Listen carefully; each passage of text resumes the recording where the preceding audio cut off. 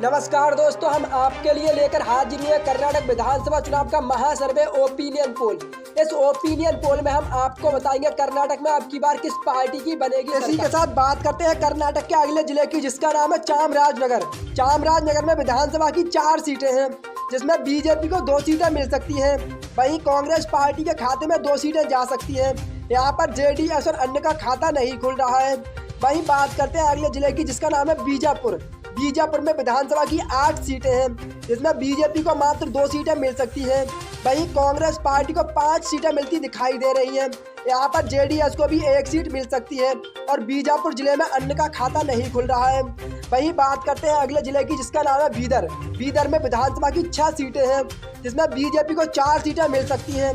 वहीं कांग्रेस पार्टी को 2 सीटें मिलती दिखाई दे रही हैं। बीदर जिले में भी जेडीएस और अन्य का खाता नहीं खुल रहा है। इसी के साथ बात करते हैं कर्नाटक के अगले जिले की, जिसका नाम है बेल्लारी। बेल्लारी में विधानसभा की 19 सीटें हैं, जिसमें बीजेपी के खाते में 7 सीटें जा सकती हैं। वहीं कांग्रेस पार्टी के खाते में भी 8 सीटें जा सकती हैं। जेडीएस को बेल्लारी जिले में 3 सीटें मिल सकती हैं और अदर के खाते में 1 सीट जा सकती है। चिकमगलूर में विधानसभा की 5 सीटें हैं, जिसमें बीजेपी के खाते में 2 सीटें जा सकती हैं। वहीं कांग्रेस पार्टी को 2 सीटें मिलती दिखाई दे रही हैं और 1 सीट जेडीएस के खाते में जा सकती है। वहीं अदर का खाता नहीं खुल रहा है। इसी के साथ चलते हैं अगले जिले की ओर, जिसका नाम है चिकबल्लापुर। चिकबल्लापुर में विधानसभा की 5 सीटें हैं। यहाँ पर बीजेपी को 2 सीटें मिल सकती हैं। 1 सीट कांग्रेस पार्टी के खाते में जा सकती है। वहीं जेडीएस और अन्य के खाते में भी 1-1 सीट जा सकती है। इसी के साथ चलते हैं अगले जिले की ओर, जिसका नाम है चित्रदुर्गा। चित्रदुर्गा में विधानसभा की 7 सीटें हैं। यहाँ पर बीजेपी को 3 सीटें मिल सकती हैं। वहीं कांग्रेस पार्टी के खाते में 4 सीटें जाती दिखाई दे रही हैं। यहाँ पर जेडीएस और अन्य का खाता नहीं खुल रहा है। इसी के साथ चलते हैं अगले जिले की ओर, जिसका नाम है दक्षिणी कन्नड़। दक्षिण कन्नड़ में विधानसभा की 8 सीटें हैं, जिसमें बीजेपी को मात्र 2 सीटें मिल सकती हैं। वहीं कांग्रेस पार्टी के खाते में 5 सीटें जाती दिखाई दे रही हैं और दक्षिण कन्नड़ जिले में 1 सीट जेडीएस के खाते में जा सकती है।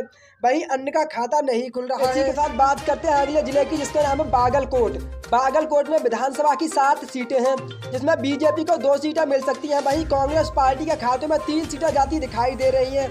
यहाँ पर जेडीएस और अन्य के खाते में भी 1-1 सीट जा सकती है। इसी के साथ बात करते हैं अगले जिले की, जिसका नाम है बंगलौर शहरी। बंगलौर शहरी में विधानसभा की 4 सीटें हैं, जिसमें बीजेपी को मात्र 1 सीट मिल सकती है। वहीं कांग्रेस पार्टी के खाते में 3 सीटें जा सकती हैं। यहाँ पर जेडीएस और अन्य का खाता नहीं खुल रहा है। इसी के साथ बात करते हैं अगले जिले की, जिसका नाम है बेलगाम। बेलगाम में विधानसभा की 18 सीटें हैं, जिसमें बीजेपी के खाते में 5 सीटें जा सकती हैं। वहीं कांग्रेस पार्टी को 12 सीटें मिलती दिखाई दे रही हैं। बेलगाम जिले में जेडीएस के खाते में 1 सीट जा सकती है और यहाँ पर अन्य का खाता नहीं खुल रहा है। इसी के साथ बात करते हैं अगले जिले की, जिसका नाम है बंगलौर ग्रामीण। बंगलौर ग्रामीण में विधानसभा की 3 सीटें हैं, जिसमें बीजेपी के खाते में मात्र 1 सीट जा सकती है। वहीं कांग्रेस पार्टी को 2 सीटें मिल सकती हैं। बंगलौर ग्रामीण में भी जेडीएस और अन्य का खाता नहीं खुल रहा है। इसी के साथ बात करते हैं कर्नाटक के अगले जिले की, जिसका नाम है गुलबर्ग। गुलबर्ग में विधानसभा की 12 सीटें हैं, जिसमें बीजेपी को 4 सीटें मिल सकती हैं। वहीं कांग्रेस पार्टी के खाते में 7 सीटें जा सकती हैं और जेडीएस को 1 सीट मिल सकती है। गुलबर्ग जिले में अन्य का खाता नहीं खुल रहा है। इसी के साथ बात करते हैं अगले जिले की, जिसका नाम है दावणगेरे। दावणगेरे में विधानसभा की 8 सीटें हैं, जिसमें बीजेपी को 2 सीटें मिल सकती हैं। वहीं कांग्रेस पार्टी के खाते में 6 सीटें जा सकती हैं। यहाँ पर जेडीएस और अन्य का खाता नहीं खुल रहा है। वहीं बात करते हैं कर्नाटक के अगले जिले की, जिसका नाम है धारवाड़। धारवाड़ में विधानसभा की 4 सीटें हैं, जिसमें बीजेपी को मात्र 1 सीट मिल सकती है। वहीं कांग्रेस पार्टी के खाते में 3 सीटें जाती दिखाई दे रही हैं। जेडीएस और अन्य का धारवाड़ जिले में खाता नहीं खुल रहा है। इसी के साथ बात करते हैं अगले जिले की, जिसका नाम है गदग। गदग में विधानसभा की 4 सीटें हैं, जिसमें बीजेपी के खाते में 1 सीट जा सकती है। कांग्रेस पार्टी को 3 सीटें मिलती दिखाई दे रही हैं।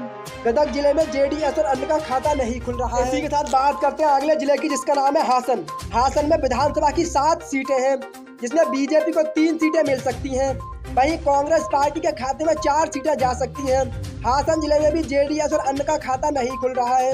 वहीं बात करते हैं अगले जिले की, जिसका नाम है हावेरी। हावेरी में विधानसभा की 6 सीटें हैं, जिसमें बीजेपी को मात्र 1 सीट मिल सकती है। वहीं कांग्रेस पार्टी को 5 सीटें मिलती दिखाई दे रही हैं। हावेरी जिले में भी जेडीएस और अन्य का खाता नहीं खुल रहा है। इसी के साथ बात करते हैं अगले जिले की, जिसका नाम है कोडगू। कोल्गू में विधानसभा की 2 सीटें हैं जिसमें बीजेपी और कांग्रेस को एक एक सीट मिल सकती है। कोल्गू जिले में जेडीएस और अन्य का खाता नहीं खुल रहा है। वहीं बात करते हैं अगले जिले की जिसका नाम है कालौर। कालौर में विधानसभा की 8 सीटें हैं जिसमें बीजेपी के खाते में 3 सीटें जा सकती हैं। वहीं कांग्रेस पार्टी को 5 सीटें मिलती दिखाई दे रही हैं। कालौर जिले में जेडीएस और अन्य का खाता नहीं खुल रहा है। इसी के साथ बात करते हैं कर्नाटक के अगले जिले की जिसका नाम है मैसूर। मैसूर में विधानसभा की 18 सीटें हैं जिसमें बीजेपी को मात्र 6 सीटें मिल सकती हैं। वहीं कांग्रेस पार्टी के खाते में 12 सीटें जाती दिखाई दे रही हैं। मैसूर जिले में भी जेडीएस और अन्य का खाता नहीं खुल रहा है।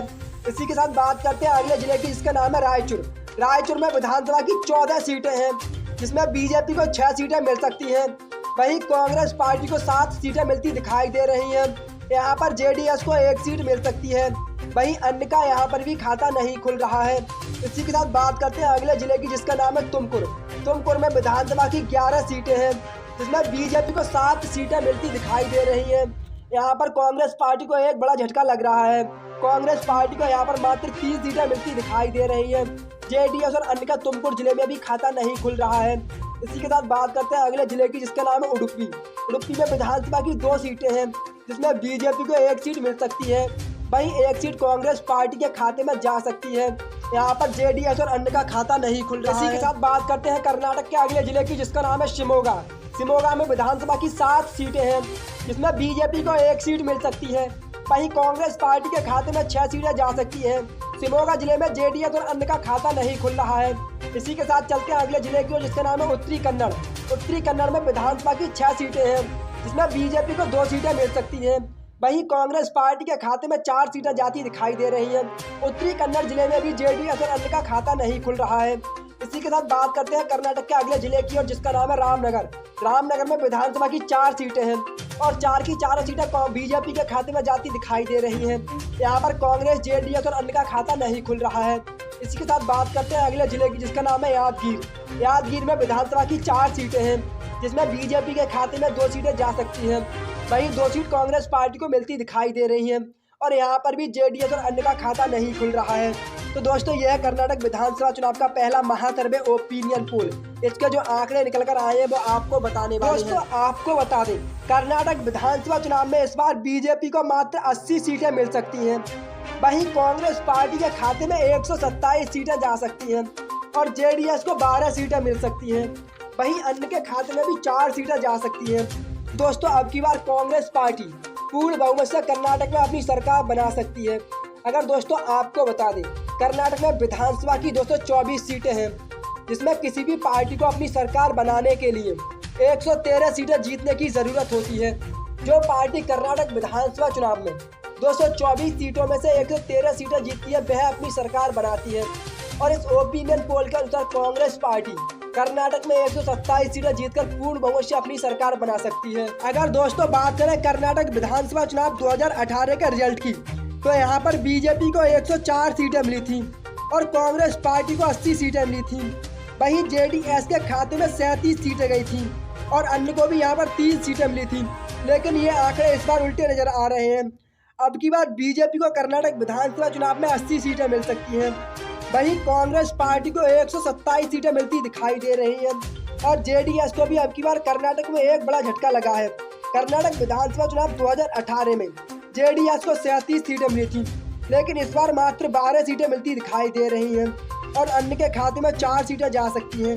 तो दोस्तों अब की बार बीजेपी को कर्नाटक विधानसभा चुनाव में एक बड़ा झटका लगा है। कांग्रेस पार्टी अब की बार 127 सीटें जीतकर कर्नाटक में पूर्ण बहुमत से अपनी सरकार बना सकती है। तो दोस्तों इस एग्जिट पोल को 5 न्यूज़ चैनलों द्वारा किया गया है जिसमें कांग्रेस पार्टी पूर्ण बहुमत से अपनी सरकार बनाती नजर आ रही है। दोस्तों अगर हमारे एग्जिट पोल में आपको कोई समस्या दिखाई दे तो हमें कमेंट में जरूर बताएं। हमने किसी पार्टी की किसी जिले में कम या ज़्यादा सीटें दिखाई हो तो हमें कमेंट में जरूर बताएं। दोस्तों मिलते हैं अगली वीडियो में, तब तक के लिए दिल से जय हिंद और जय भारत।